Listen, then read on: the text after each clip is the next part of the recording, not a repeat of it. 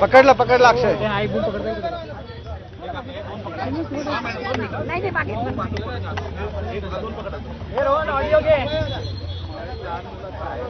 दादा आज डीजीओमध्ये आलाय महासंचालकांची भेट घेतली. खरं तर एफआयआर जो आहे कर्नाटकमध्ये दाखल झाला होता, मुंबई ट्रान्सफर केल्यानंतर नेमकी काय आतापर्यंत चौकशीने काय माहिती दिली आहे का? एक तर आयजी साहेबांना आम्ही सर्व जाऊन भेटलो, डीजी साहेबांना, आणि डीजी साहेबांना भेटल्यानंतर एक तर पुरी केस त्यांना कमी वेळामध्ये सांगण्याचा प्रयत्न त्या ठिकाणी आम्ही सर्वांनी केला. आणि तो करत असताना अधिवेशनामध्ये काय झालं हे त्यांना माहीत होतं, कारण का डीजीपी साहेब स्वतः अधिवेशनामध्ये उपस्थित होते. जेव्हा मी प्रश्न उपस्थित करत होतो, सीएम साहेब जेव्हा उत्तर देत होते, आणि त्यांना मी प्रश्न हाच केला की एफआयआर जो कर्नाटकाकडनं आपल्याकडे पाठवण्यात आलेला आहे तो तुम्ही बारामतीला पाठवलेला आहे का सीआयडीकडे पाठवलेला आहे. कारण का अधिवेशनामध्ये उत्तर देत असताना सीएम साहेबांनी तो सीआयडीकडे आम्ही पाठवू असं सांगितलं होतं. त्यांनी आम्हाला सांगितलं की आम्ही तो सीआयडीकडे पाठवलेला आहे. पण बोलत असताना आम्ही म्हणालो की त्याची एन्क्वायरी नाही तर त्याचा तपास कशा पद्धतीने त्या ठिकाणी होणार.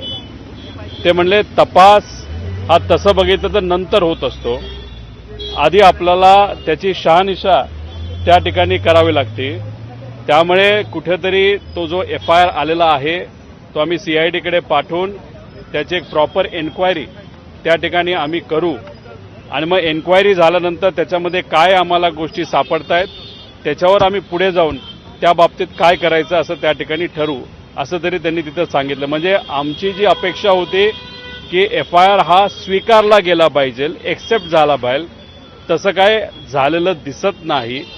पण एक मात्र गोष्ट महत्त्वाची जी होती असं दिसतंय की आम्ही एन्क्वायरी ज्या दिशेने झाली पाहिजे, ज्या दिशेने गेली पाहिजे, ती मात्र या कर्नाटकामध्ये केलेल्या एफआयआरमुळे, आणि जो एफआयआर आता सीआयडीकडे पाठवलेला आहे त्या एफआयआरच्या मुळे योग्य दिशेने एन्क्वायरी होईल अशी आमची आता अपेक्षा आहे. परंतु मुख्यमंत्री देवेंद्र फडणवीस यांनी खरं तर आश्वासन दिलं, कोणी असेल त्याला शोधून त्याला काढू अशा पद्धतीचं वक्तव्य केलेलं होतं. तुमचं मुख्यमंत्र्यांच्या वक्तव्यावरती विश्वास नाहीये का? तुम्ही आता सातत्यानं पुन्हा एकदा डीजींकडे आलात आणि आता संपूर्ण या सगळ्या संदर्भातली काय पुढील तपासणी पोलिसांनी केली या सगळ्या संदर्भातला माहिती घेतली आहे. हे विषय एवढाच असतो की आपण, म्हणजे मी सुद्धा याच्या आधी दिल्लीत काही अधिकाऱ्यांना भेटण्याचा प्रयत्न केला, राज्यात काही अधिकाऱ्यांना तिथं भेटलो, मंत्र्यांना भेटलो, पदाधिकाऱ्यांना भेटलो. डीजीपी साहेबांना अजूनपर्यंत मी भेटलो नव्हतो. अधिवेशनामध्ये सेशनमध्ये प्रश्न विचारल्यानंतर मुख्यमंत्री साहेबांनी सांगितल्यानंतर इथं येऊन फक्त मला त्यांना वस्तुस्थिती सांगायची होती की काय केस आहे, कशा पद्धतीने आम्ही माहिती गोळा केलेली, ती माहिती कशी आहे, कुठं कुठं दिलेली आहे, आणि जाता जाता त्यांना एवढंच मी विचारलंय की एफआयआर बद्दल काय झालेलं आहे. त्यांनी सांगितलंय की एफआयआर आम्ही आता सीआयडीकडे त्या ठिकाणी पाठवलेला आहे. एक गोष्ट महत्त्वाची अशी आहे की याच्या आधी रोज नाही तर दिवसाआड मी प्रेस कॉन्फरन्स घेत होतो, लोकांसमोर माहिती आणत होतो तुमच्या माध्यमातून. आता एफआयआर होणं हे आमच्यासाठी महत्त्वाचं होतं, तो झालेला आहे.